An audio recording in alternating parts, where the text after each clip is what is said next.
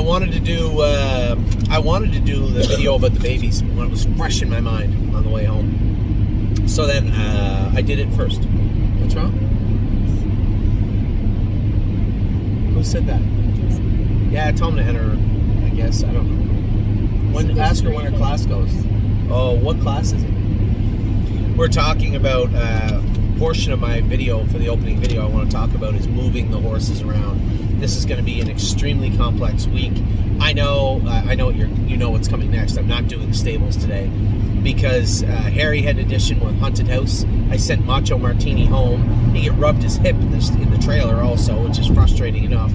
He's heading home to Harry's barn also. Who fits in there? Ask him who the horses are.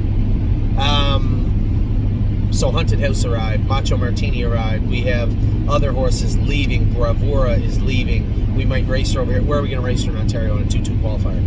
Might put her at the Meadows. Might put her where? Who? No, there's no class for her there because she's like 30-some thousand, made 3 wins. So she fits a 15 claimer. Nominals a 50. They're going to go around 59, which she can't do right now. What did he say? Gotta drop 7 seconds. Oh, you gotta drop 7 seconds. Yeah, okay, that's fair. Just ask him when the numbers of 2 goes. I may have to stay on Thursday anyway. Or at least till Thursday evening. So, so Haunted House, Macho Martini's coming. Leaving the barns. Matt's MVP was sold. Bravura, I want to find a class for her over here maybe before the sale, get her raced. Blue Tesla's been unimpressive the last 3 weeks, so I'm bringing her over. There isn't a whole lot for her. I want to race her Mohawk. She can't race a Mohawk, fine. We're going to find a spot for her over here. She's going to race in... I hope she doesn't make me feel bad that I didn't put her in the sale. That would be upsetting to me. So Blue Tesla is going to race at the Meadows or Northfield Park also. And Sister Solange, Harry said was training. She's training good, but he said, is she going to do the non-winners of 3 and 2 and then 3 at Mohawk? No. And by the time we have her ready, you're going to have other horses ready for that class. So we're going to bring her over here also. She'll be ready to go in a few weeks. That's when that series, right before that series at the Meadows starts anyway. So that might be a good jump start to her 3-year-old season. So that was always potentially in the cards for her anyway.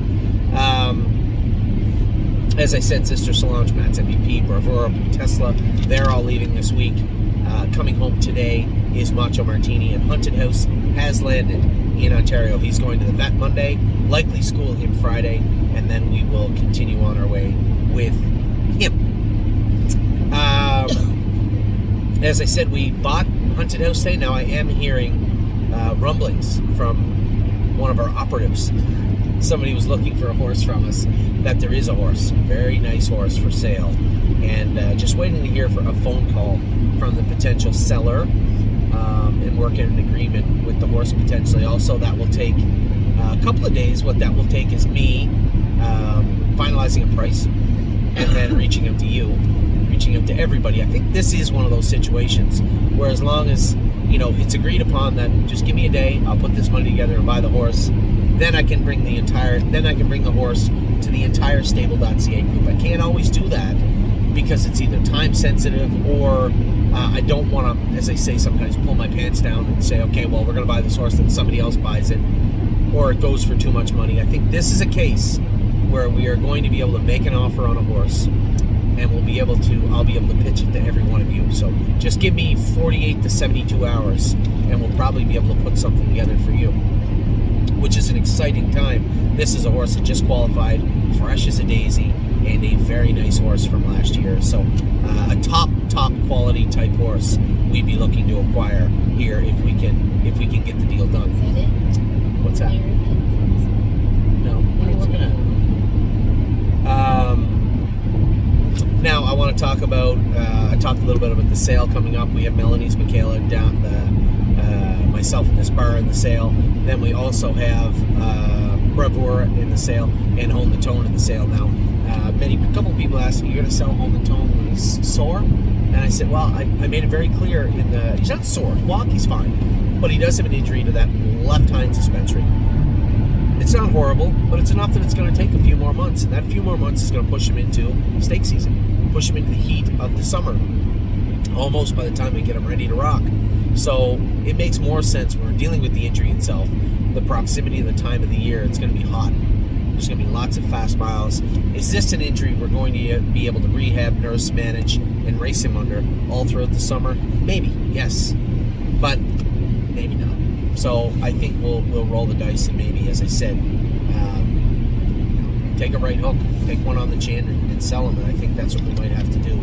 I just want everybody to understand that just because we do everything right doesn't mean it always turns out right. We bought that horse, we rested him, we brought him back, he was sharp. I trained him at 57. He's a nice horse. If you're out there, if anybody's watching this video and you want a classy, very, very nice horse to train back, and he will. I think if the right person gets him and takes their time, he will make it back. I think he's an exceptionally nice horse to have in your barn.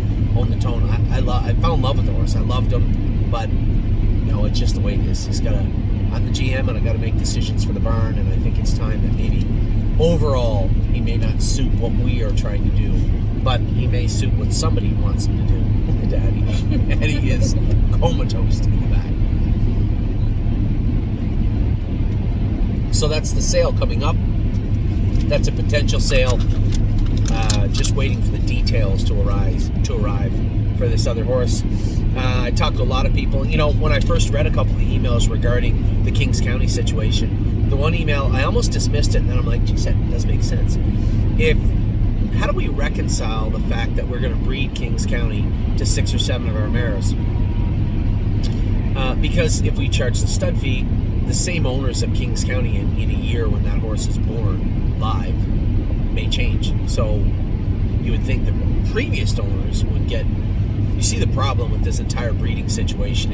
It's a headache drawn out over a year or more, depending on the case we're talking about. And somebody said, why don't you just charge like $500 per insemination like the thoroughbreds do? It's a great idea. I didn't like it when I first tried it. I'm like, that won't work. They said $300, but it's going to be a little bit low because the mare gets a foal right away. We got a $300 breeding in Kings County. A little unfair. $500, on the other hand, I think is fair, because my hope is all these mares, when they're ready to breed and we inseminate them, they'll get in foal. That's our hope. You're not going to be able to breed them more than 4 times because you have to wait to see if they get in foal, right? So you're not going to be able to breed them more than 4 times. So I think yes. I think it makes sense. I think that Joel was the one that came up with a very smart idea. I like that idea, Joel. Thank you for that. A number of other people had great ideas also, but when I thought about all the ideas, I like the fact. I like the fact that it's now, right now, for the people that own them right now, and it's not high where you're like, well, what if she doesn't get in full? It's $500. I think that's fair, and I like that idea. Thank you, Joel, for that. I appreciate it. And I missed a mare yesterday. Amy had told me Isa 10. Well, we can't breed Kings County to Isa 10. She's a What the Hill, who's by Muscle Hill. Kings County is by Muscle Hill. You can have a 2-headed horse. So.